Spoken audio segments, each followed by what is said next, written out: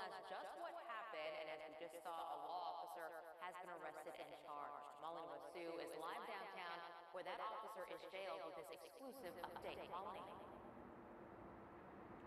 Well, that's right, Lisa and Greg. We spoke to that victim just a short time ago. She tells us her life has changed forever. She doesn't want to leave her house. She's not going to work. She's not going to school. She is so scared of what will happen next.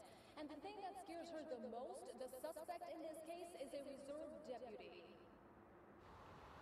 We were there this afternoon as Kenneth Kaplan was taken in for questioning.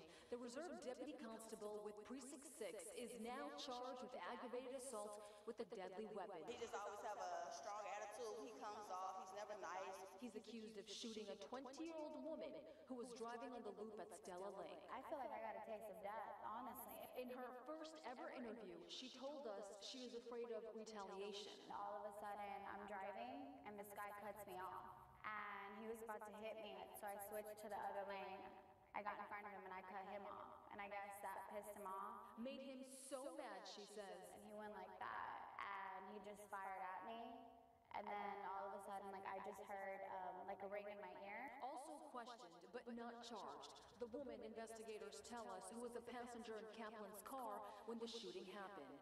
The victim says that woman seemed to move out of the way so the man would have a clear shot. She leaned back. She didn't even look at me. The woman stopped in the middle of the loop, calling 911.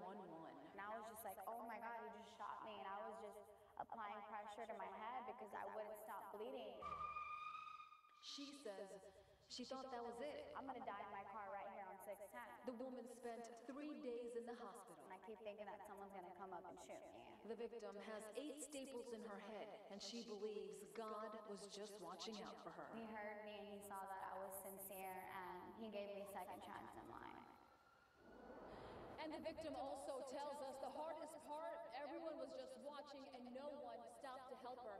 Now, I want to make it clear that reserve deputy there, we're told that he was off duty during that shooting. We could tell you that investigators tell us there is much more to this case that they just can't talk about.